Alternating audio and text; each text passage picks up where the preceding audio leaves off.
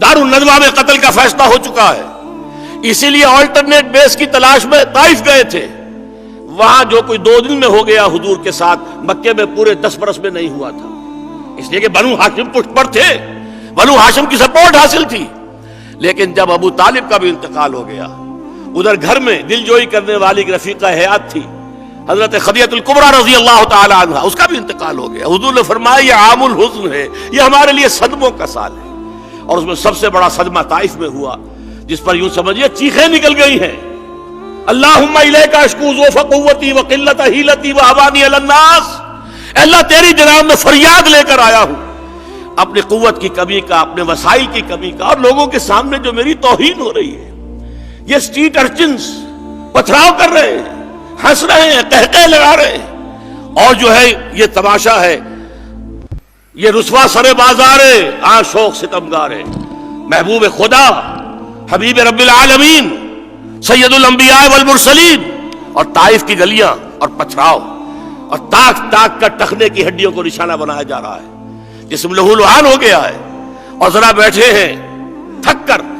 یا نڈھال ہو کر، تو 2 گنڈے آئے ہیں، ایک نے دائیں بغل میں ہاتھ ڈالا، دوسرے نے بائیں میں، اٹھو جاؤ یہاں سے، انا للہ و انا الیہ راجعون، اللہم الیک اشکو ضعف قوتی وقلت حیلتی وہوانی علی الناس الی من تکلنی الی بعید یتجہمنی او الی عدو ملکت امری، کیا میرا معاملہ میرے دشمن کے ہاتھ میں دے دیا، جو چاہے میرے ساتھ کر گزرے۔ یہ فریاد آئی ہے محمد کی زبان پر صلی اللہ علیہ وسلم۔ مولانا مناظر احسن گیلانی نے النبی الخاتم میں لکھا ہے، یہی دعا ہے ٹرننگ پوائنٹ،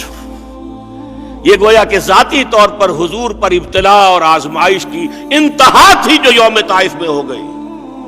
اس کے بعد سے مدد آئی ہے، اس کے بعد مدینے سے کھڑکی کھلی ہے، اس کے بعد آپ غار ثور میں رہے ہیں تو اس کے دروازے پر پہنچ کر بھی لوگ نہیں دیکھ پائے، اس کے بعد اگر سراقہ نے تعاقب کیا ہے تو اس کی سواری کے جو وہ پاؤں ہیں وہ دھس گئے زمین کے اندر، پھر اللہ کی مدد آئی ہے۔ لیکن یہ کہ پہلے یہ ساری شرائط پوری کی جائیں، یہ ہے وہ راستہ، انقلاب کا راستہ، جانے دینے کا راستہ۔ اور جان لیجئے اگر محمد عربی صلی اللہ علیہ وسلم نے بھی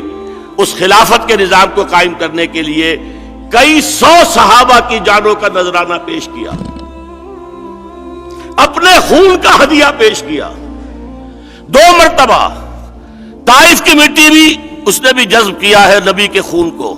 اور دامن احد میں تو خون کا فوارہ چھوٹا تھا حضور کے یہ رخسار مبارک سے، اس لیے کہ وہ جو تلوار کا وار پڑا تھا